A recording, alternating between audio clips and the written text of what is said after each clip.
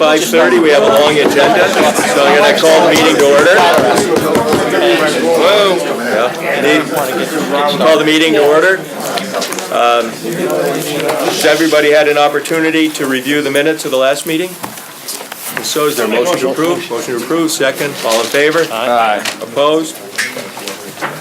All right, we'll go through number one.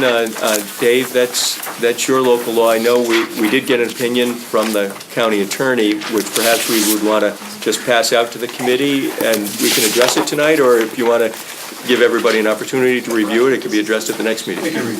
Okay.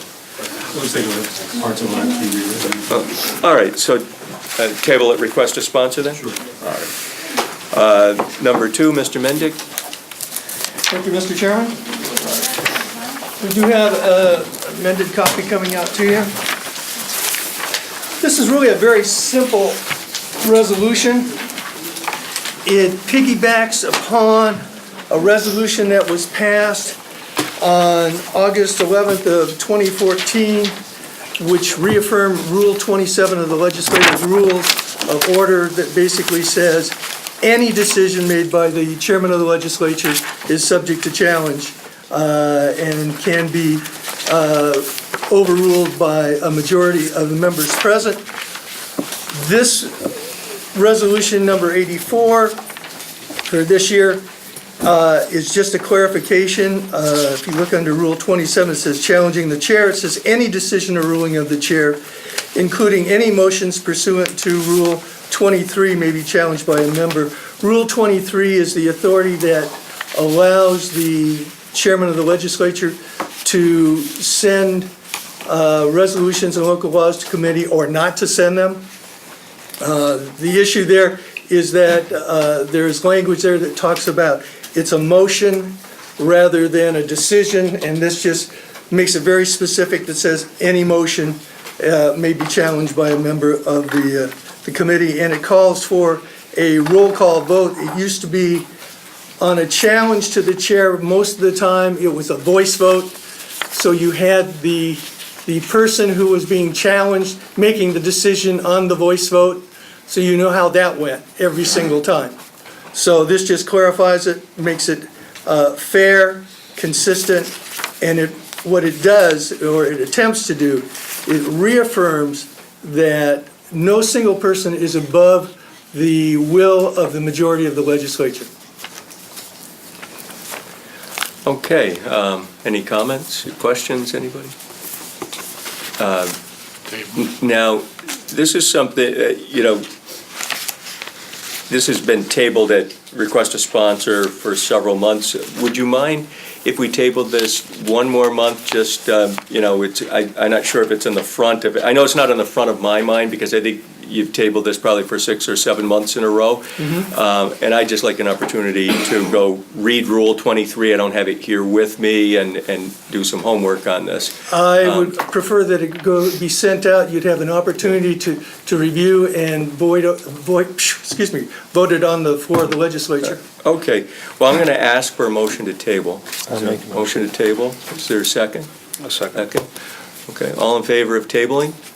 Aye. Opposed? Okay, that's 4-1 then. Okay, thank you. Number 3, Mr. Higgins, not here. 4, Mr. Higgins, not here, so they'll both be tabled at request of sponsor. Number 5, Mr. Drake. Mr. Drake.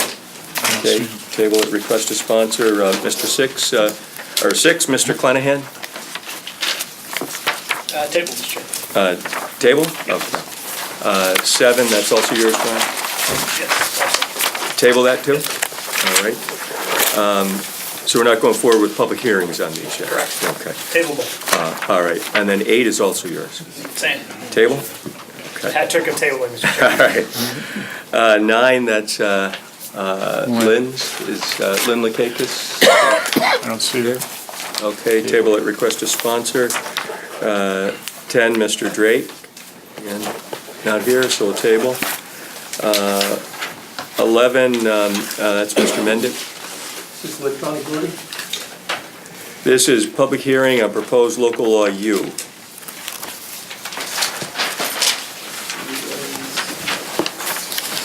Right with you, Mr. King, which is you. Got to come up with a way of naming these rather give me than initials, because you can never figure them out. Right, this is the charter revision regarding budget transparency. Oh, good, thank you.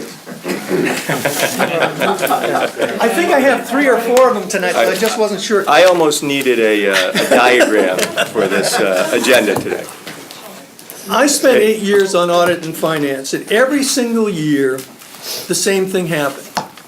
At the last budget meeting, I was presented with usually 8 to 10 pages of single line items, usually anywhere from 25 to 40 line items per page, and immediately they would start voting on them, given no opportunity to, thank you, given no opportunity to have reviewed them prior to that meeting.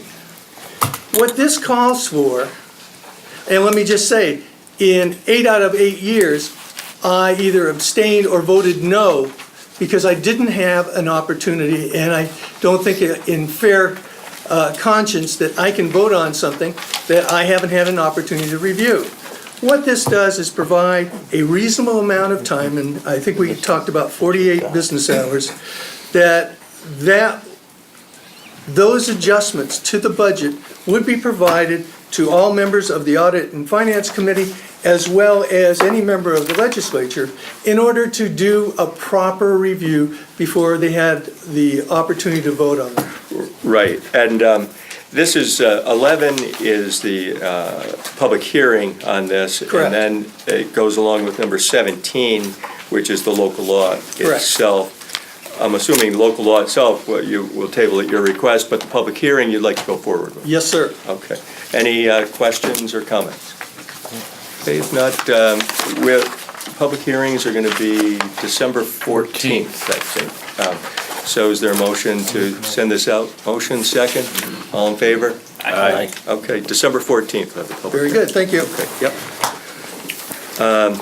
12, that's Mr. Clenahan, and that went with number 6, which was previously tabled, so I think that's tabled. Yes.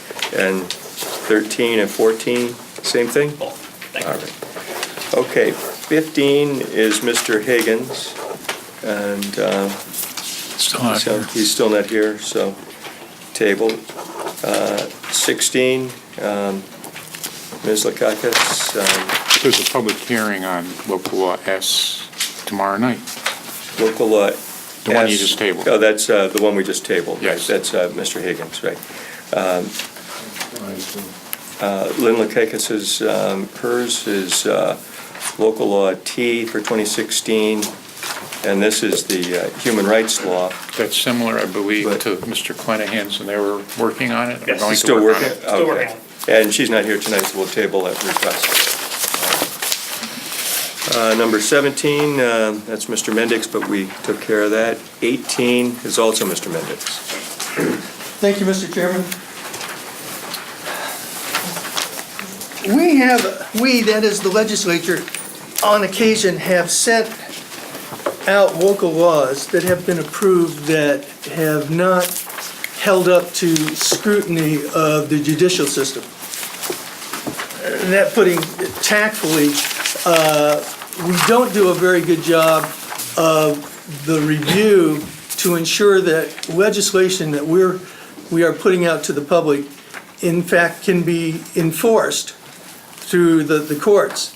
What this resolution is asking for is that a local law be sent to the county attorney for their analysis and review, and provided back to the appropriate committee in an attempt to ensure that we have crossed all the Ts, dotted all the Is, and that we have at least a good chance of it being held up in court.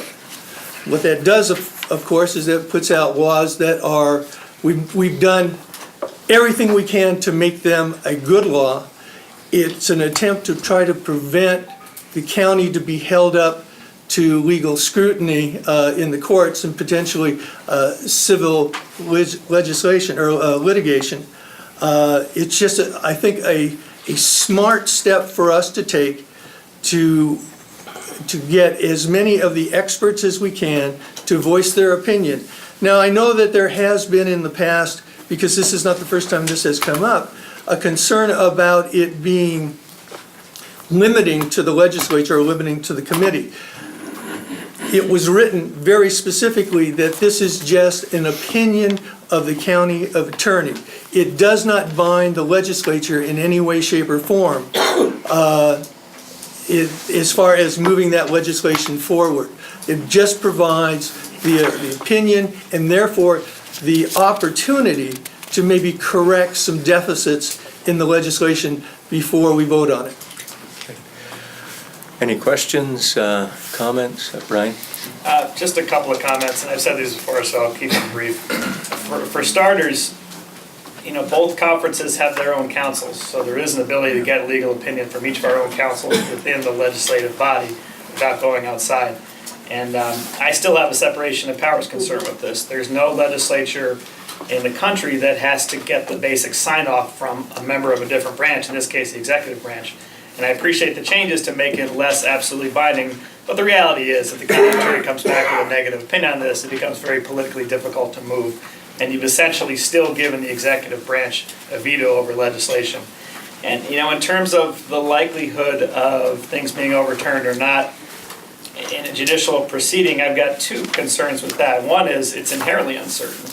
We did a cyberbullying law, I believe, 6 years ago that was drafted in part with the county attorney, willingly by the sponsors, and that was overturned by the Court of Appeals in the end anyway. So it's inherently uncertain, and there's not necessarily any way to say that because the county attorney signs off on this, it's any more likely or substantially more likely to actually be upheld by a subsequent court.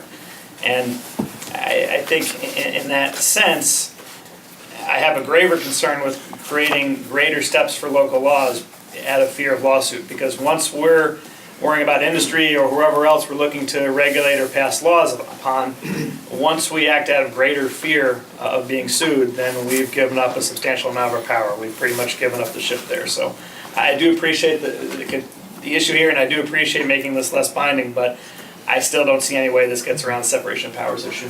May I respond? Absolutely. First and foremost, this is not, while it does have the benefit of attempting to prevent the litigation, the civil litigation that might be there, the real intent here is to provide to our constituents the best possible laws. And if the county executive were and through the county executive, the county attorney, were of such a mind to veto this and utilizing this process, providing a negative review of it, the county executive would still then, and if with a negative review, the legislature still moved forward, the county executive still had the opportunity to veto it. So it hasn't really changed that track in any way, shape, or form. Again, this is a sincere attempt to try to put out good legislation that is enforceable, and that the more people who can look at this, who have the expertise at this, I'm not sure why we would want to not extend ourselves to obtain that. And I appreciate that we have counsel on both sides of the aisle. But again, the more legal minds that look at this and present potential issues, and potential issues that could be resolved before the legislature actually votes on it, I can't see the harm in that. Just to respond briefly, I still don't see why we couldn't get council opinions from within our own house, within each conference. But, in terms of the separation of powers issue, I think that the argument, well, let me do another argument first. The argument that just because something gets challenged in a court of law, subsequently it's not necessarily good or as good law as it could be, I don't agree with that at all. I would point to the toxic toy litigation, which is a great piece of legislation. I think it passed this body unanimously or very close. Industry is suing us because they didn't want to do it. Now, in my opinion, it's a frivolous claim, But it doesn't mean that that was any less well-drafted or any less judicially appropriate. It just means the industry want to do it and they're taking a shot on a lawsuit. But I think your separation of power concern, I still have the same concern because, we've got to look beyond our own body, our own executive at this point to see what might happen in the future.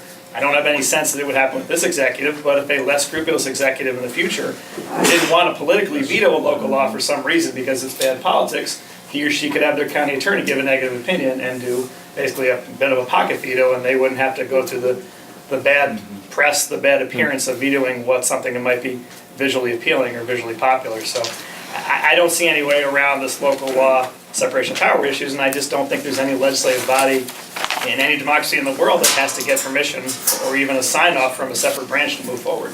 Again, it's, if I may, it's not a sign-off in any way, shape, or form. The legislature is not obligated to accept that review, that negative review, if it comes out that way.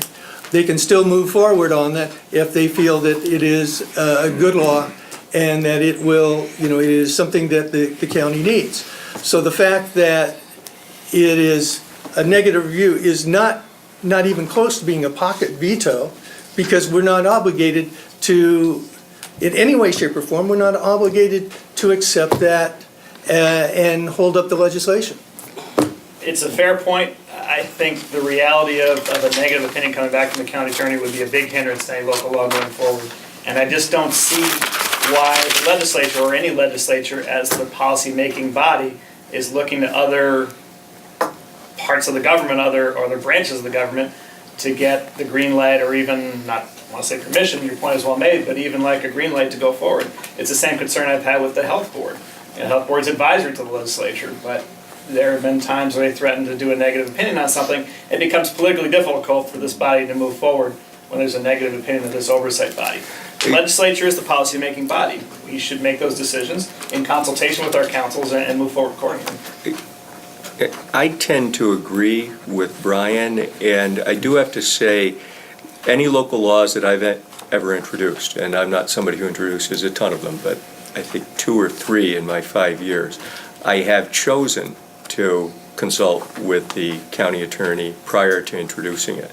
So I consulted with the county attorney and attorney for the legislature. But my own opinion is, because under our charter, the county attorney serves at the pleasure of the county executive. They're not, taking all personalities out of it, and current office holders, there is, I think, a concern, legitimate concern that Brian raises about separation of powers. So that's how I feel about it. I mean, I understand it's very well intentioned, and as I said, the local laws that I have introduced, I've chosen to go to the county attorney to try to get sign-off and gotten sign-off and suggestions. But that's my opinion. I don't know if anybody else has any.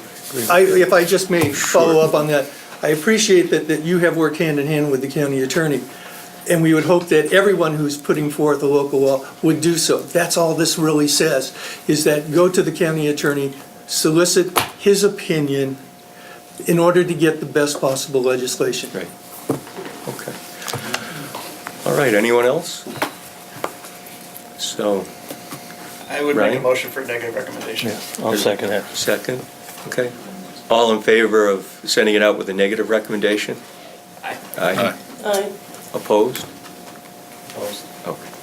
All right. Thank you, Mr. Chairman. Yep. Opposed. Opposed. All right, so we're at 19.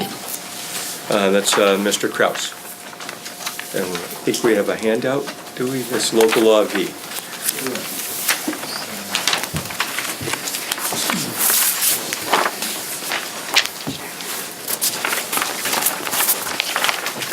Peter? Mr. Mayor, Chairman, thank you. You all have received the most recent handout of local law V, which I provided to the chair for distribution at this meeting. A couple minor changes to the document that's included in your packet. There were some major changes to the document included in your packet. And those were done after consultation comments from a number of members, as well as the League of Women Voters, who provided us with some of their concerns and some of their recommendations, and I thought some of them were quite good, and so we made some changes. The major difference between what you have in your packet and what was just handed to you is in subparagraph B, where the MMD Commission, the members of that commission will indeed be chosen from the pool of interested parties gathered pursuant to subsection 207D, which is the section that calls for the creation of a pool from which members of now the General Commission and the MMD Commission will be drawn. Oh, We thought that was important to do. You'll also notice in D also, at the very end of D, this is underlined, so you should be able to follow it. the handout has all of the changes, right? So if somebody looks at that, the underlining are all the changes from what was previously So proposed. if you look at that in D, you'll notice at the very end of that section, we've included no county legislator or their immediate family members, i.e. spouse, parents, siblings, or children, or other elected public officials shall serve on the MMD or general commissions. Okay, We thought that was an important change to make. And of course, further down in G, you'll notice language has been added. I can read it, or you can read it yourself, but I think why don't you read it, you know? Okay. Neither the General Commission nor the county legislature shall alter the recommendations of the MMD Commission without the approval of the MMD Commission. If the county legislature rejects the General Commission's report, it shall advise the General Commission of its reasons for the rejection, and the General Commission shall review the reasons for the rejection and resubmit its recommendations after due consideration of the county legislature's reasons for the rejection of the initial recommendations. Okay, And down in I, again added, both commissions shall be committed to full transparency, including, but not limited to, posting its agendas, minutes, data, and reports on the county website in a timely fashion. Prior to submission of its recommendations, the General Commission shall hold a minimum of 3 public hearings at various geographical locations throughout Albany County to give the public the maximum opportunity to participate in the process. okay. Very good. Questions from the committee or off the committee? Right? Would it make sense to discuss local law W in the same discussion here rather than separately? Well, I think it probably would be it would be certainly reasonable to discuss it. I think there was kind of a consensus developed that these two would go to public hearing maybe together, so that there perhaps be one or the other to choose from is the same issue. So, but why don't we finish our discussion of V, and then maybe we could go to W if there's some discussion of W. And but number 19 is really to schedule the public hearing for, right? It's going to, both local laws are going to be tabled pending the public hearings. Both local laws will be tabled pending the public hearing. So number 19 will be tabled at request a sponsor, and when we get to the public hearing resolution, which is number 20, the very next one, then we figure out if we want to send this out for public hearing on the December date. And I think we would do the same thing then with W. Okay. So I would Okay. ask that 19. 19 be tabled, and we're going, let's say we're going to 20 now, and that'd be, going out to public hearing, and I think public hearings this month are going to be December 14th. 14th, okay. So, on the merits of the proposal, I don't know if we need any further discussion, since that's tabled at the request of sponsor, and just address the public hearing.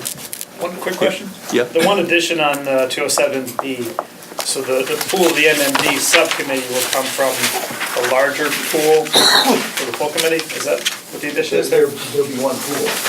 And Right. the members of both commissions will be drawn from that pool. From the same pool, okay. And that's a new addition tonight. Okay, understood.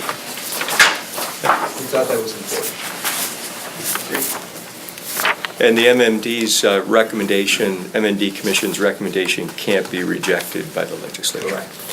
If people raise issues with it, they can go to the MMD, present those issues, and if the MMD decides, hey, that has merit, we should change it, they may change it. But they can't force a They can't change. force it. Okay. All right, any other questions? Then Make a motion Make- to move it. Public hearing. public hearing, second? All in favor? Aye. Opposed? Okay, public hearing, December 14th. And W happens to be right next, so that's Ms. Cunningham. I actually have a revised bill draft also, so. Mr. Kraus and I were apparently on the same Pass wavelength. these down, I guess.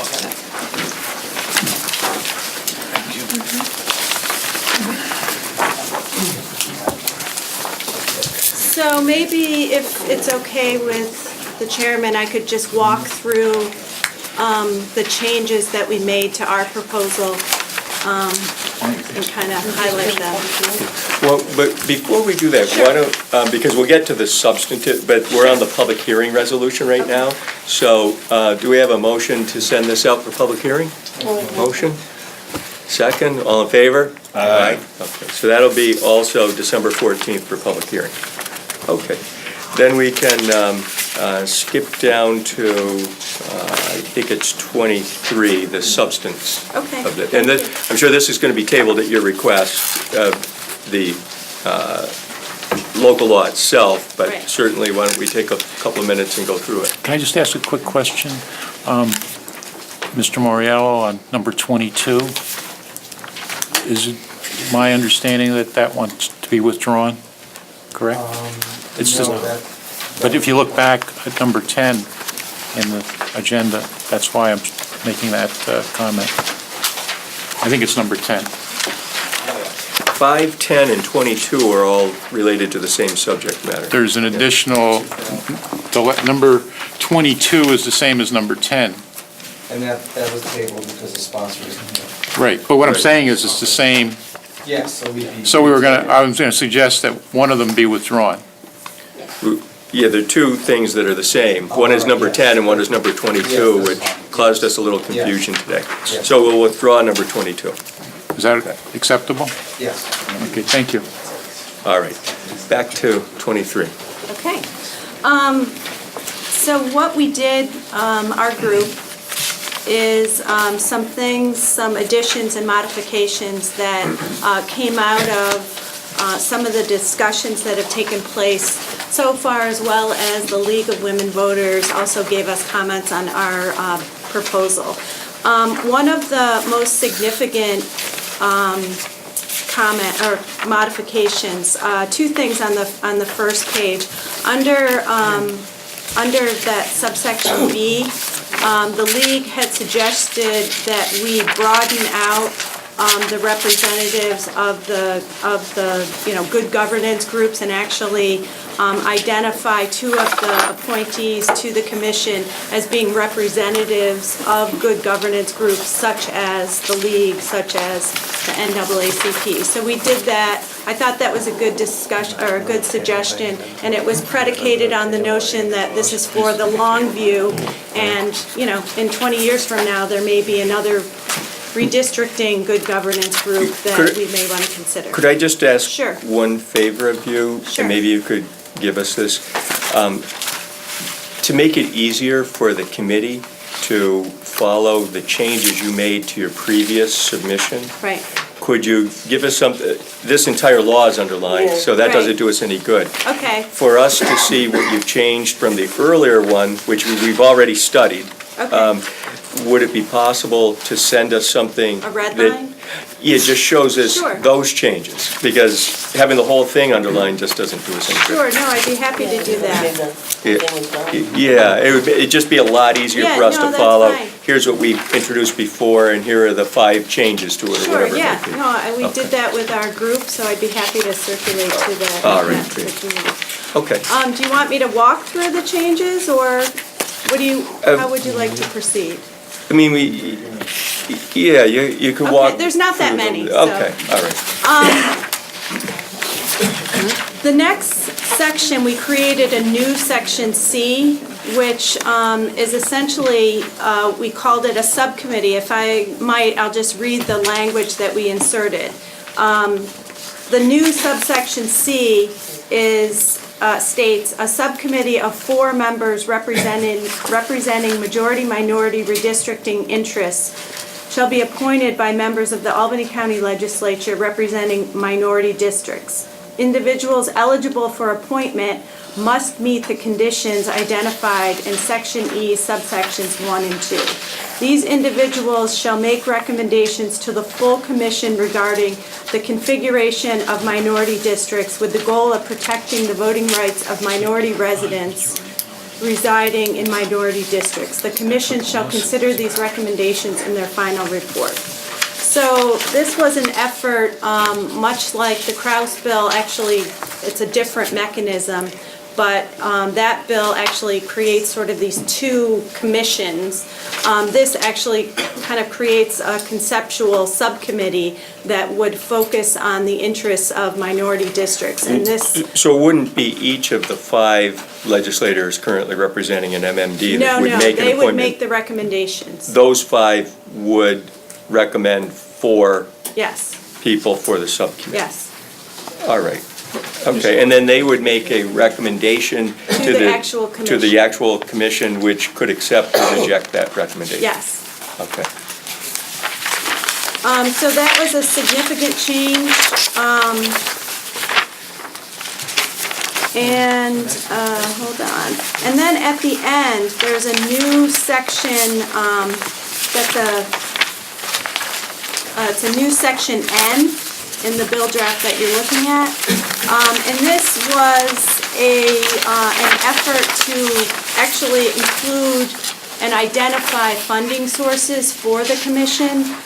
So this section reads, this new section N, "In the fiscal year prior to the establishment of the commission, the legislature shall appropriate no less than $150,000 in funding for all aspects of the activities of the Independent Redistricting Commission, including appropriations for the expenses of the work of the commission, funds for the compensation and reimbursement of expenses for the members and staff of the commission, as well as to fund any additional duties that the county legislature may deem necessary to the performance of the commission's duties stipulated in this local law. Any commission requests for additional funding shall be reviewed by the legislature. The commission shall be permitted to hire staff, legal counsel, and consultants as needed. The commission shall establish clear criteria for the hiring and removal of these individuals, communication protocols, and a code of conduct.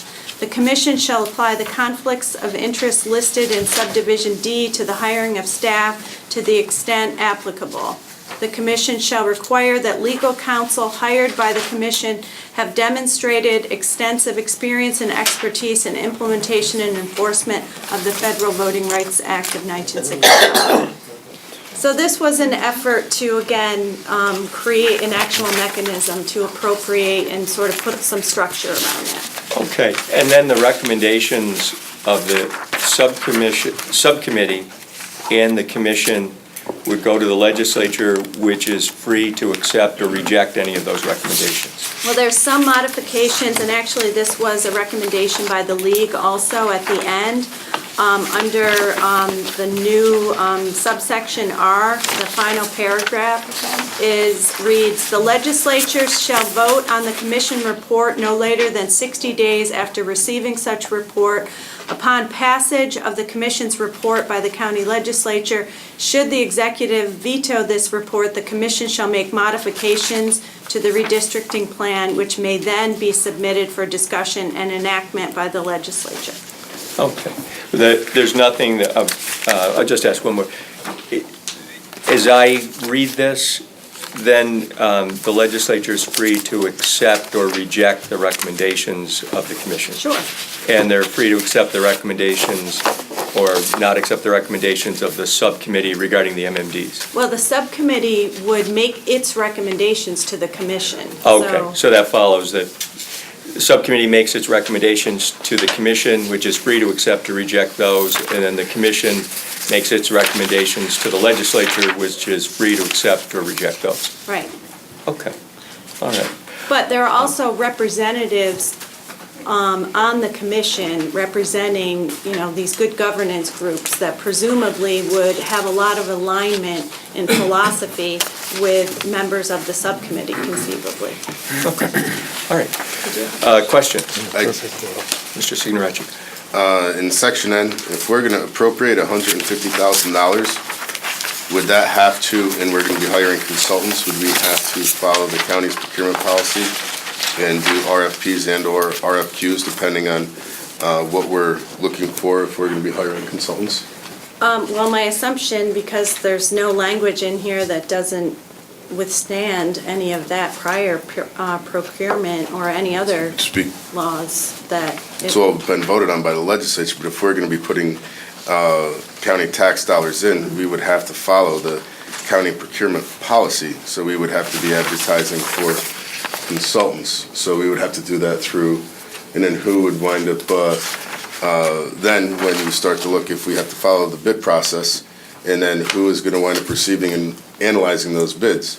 Is it gonna be on the executive side, who the executive's function in redistricting really is kind of non-existent? Does the county legislature put a panel together to review those bid documents? Well, if you look at that section J, it's new section J, there is some language in there that talks about the RFP process, and the 9 members of the commission actually score the RFPs based on the criteria that we've established in the bill. We're not actually voting on this tonight, but, Right. and I know we're a little bit over time and we have some other people to come, but why don't we see if anybody else has any questions, and I'm sure you're gonna get us one with Sure, I'll send marked the up red with line the. around, sure. Right, I can okay, send that. all right. Any other questions before we move on? Can I just make one comment? Yes. And I was very glad to see some of the changes that Mr. Kraus identified really kind of bring us together, I thought, in our two concepts. So I thought that was a good thing, and I reached out to Mr. Kraus. I would love to actually sit down and perhaps we can come up with something that reflects the work of both groups. Well, that's, of course, always an option for sponsors of anything to do, and that could be done now, or you could wait until after the public hearing, Sure, or I'm happy to not work do it at at all. any time. I would love to do that. I know our group is really, really interested in having a real, vetted, thoughtful, practical, independent product, so I think we would love to do that. Okay. Thank you. Thank you very much. We'll now go to number 24, amending resolution number 334A for 2013 regarding the Indigent Legal Services Program. Hi, Mr. Chairman. I'm here to respectfully request an extension of the original term date. This was passed in November of 2013. The original expiration date was May 31st, 2016. This would push it out to February 28th, 2017. There's no additional money. This is just more time to fully expend it and get every full benefit out of it. Any questions, Brian? What do you mean fully extended? This has to do with, I believe it is the council at first arraignment. Council at first. Council at first appearance is how it's formally phrased. It has to do with how many appearances they actually make. The lawyers get reimbursed for that. So based on the start time of this, we have not had all the appearances and the calendar time that was originally counted for. We started late, so this is allowing us to continue it late. There's still money left we want to spend. Yeah, right. Want to be able to use Okay, it's it. formerly called the Council for Experience Grant. Correct. This is a 3-year grant from the state, I believe, right? It was originally, Like yes, the it was passed in late 13, and this pushes it out to the beginning of 14, yeah. Okay. Any other questions? Okay, so motion, second, all in favor? Aye. Opposed? Thank you. Number 25, authorizing an agreement with Ulster County to provide micrographic services with the Albany County Clerk's Office. Thank you, Mr. Chairman, members of the Law Committee, I appreciate you hearing me out tonight. I'm here to request your permission to execute an agreement with the County of Ulster for professional micrographic services. This is a shared services program that will be conducted with the Albany County Clerk's Office and the Albany County Hall of Records. They would take care of microfilming 16 millimeter and 35 millimeter records, which are retained permanently at the Hall of Records and in the climate-controlled facility. The agreement would begin January 17th through, January 1, 2017 through December 31 of 2019. It's a 3-year agreement. The amount of the agreement would be $32,975 per year. And once again, that cost would be between the Albany County Clerk's Office and the Albany County Hall of Records. We have been with Ulster County since 2012. My staff and I have looked into purchasing this equipment ourselves for the County of Albany. These micrographic machines that Ulster County has runs in the range of between $40,000 and $50,000. We would need additional staff to do the work that needs to be done for this micrographic service. We think that we're getting a pretty darn good bang for our buck with Ulster County by doing this and hiring their professional staff. These records must be maintained and must be kept on a permanent basis with Albany County, and it's very important that we get this done. So I'm here today to seek your approval to move forward with this agreement. Okay, any questions? Not, is there a motion? So moved. Motion, This is a very second. good deal for taxpayers. Happy to support it. All in favor? Aye. Opposed? Okay, thanks. Thank you very much. And the last thing is executive session regarding a legal settlement.